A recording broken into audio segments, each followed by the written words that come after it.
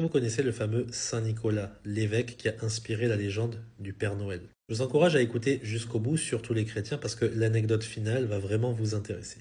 Nicolas, il est né à la fin du IIIe siècle en Lycie, qui est le sud de l'actuelle Turquie. Il devient évêque de Myre, c'est pour ça qu'on l'appelle aussi Nicolas de Myre, et il est connu pour sa générosité, sa foi inébranlable et ses miracles. Une des légendes les plus connues raconte qu'il a secrètement aidé 3 jeunes filles en leur offrant une dot. Une autre raconte qu'il a ressuscité 3 enfants, soi-disant parce qu'ils ont été tués par un bouclier maléfique. Du coup, c'est pas très étonnant qu'il soit le saint patron des enfants et des écoliers et qu'on fasse le lien avec le Père Noël par la suite. Vous savez, le gros bonhomme rouge qui récompense les enfants soi-disant sages. Nicolas, c'est pas seulement ça, c'est aussi un homme à la fois inébranlable qui a subi la grande persécution qui a duré de 303 à 311 sous Dioclétien. Et il aura très certainement été emprisonné, voire torturé, comme beaucoup de chrétiens à cette époque-là. Mais heureusement, il cessera d'être persécuté grâce au fameux édit de Milan qui a été instauré en 313 par Constantin. Et plus intéressant encore, vous connaîtrez Saint Nicolas pour la chose incroyable qu'il a fait durant le concile de Nicée.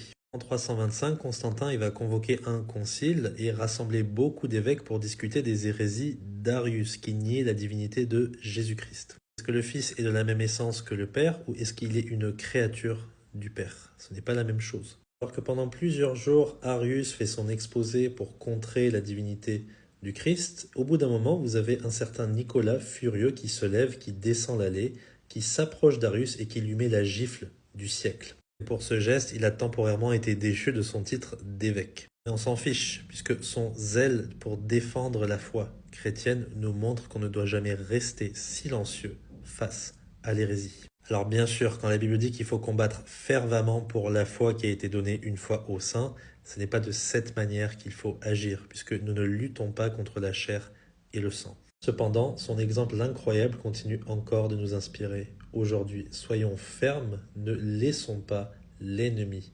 blasphémer notre Seigneur Jésus-Christ. J'espère que ça vous aura intéressé, que Dieu vous bénisse.